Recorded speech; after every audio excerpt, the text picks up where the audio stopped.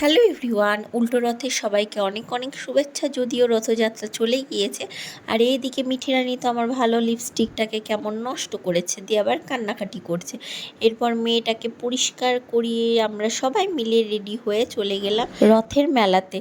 আমার মা বোন এসেছিল, এই যে আরাধ্যাও আমাদের সাথে যাচ্ছে। সবাই আগে রথ দেখে তারপর মেলা ঘুরে, কিন্তু না, সামনে এত সুন্দর সুন্দর জিনিস দেখে আমরা আগে কেনাকাটি করতে লাগলাম। এখান থেকে অনেক কিছু কেনা হয়েছে, সেগুলো পরে তোমাদের সাথে শেয়ার করব। এই যে আমরা চলে আসলাম এবার রথ টানতে, আর ওই আকাশের চাঁদটা কি সুন্দর, আধো আলো আধো ছায়া। এরপর রথের মেলা শেষ করে বাড়ি ফিরে আমরা চলে গিয়েছিলাম মন্দিরে। ওই দিকে ঠাকুরমশাই আমার ছেলে আর মেয়েকে দেখে সমস্ত কাজ ফেলে দুজনকে বসে গিয়েছে খিচুড়ি খাওয়াতে। আর মন্দিরে এসে প্রথমে সবাই আগে প্রণাম করে তারপর খাওয়া দাওয়া করে, কিন্তু না, আমার কন্যা পুত্র আগে খাওয়া দাওয়া করেছে, তারপর এসে প্রণাম করছে। এরপর মন্দির থেকে প্রসাদ নিয়ে বাড়ি ফিরে এসে মিঠি রানীর জন্য যেসব খেলনাগুলো নেওয়া হয়েছিল মাটির, সেগুলো নিয়ে মিঠি রানী খেলতে বসে গিয়েছে।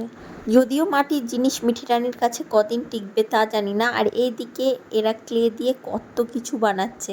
এদিকে আমার ছেলে এটা কি বানিয়েছে কে জানে, তার সাথে কিনেছে এই কালী ঠাকুরটাও, আর তার সাথে কিনেছিল এই হরিণটা।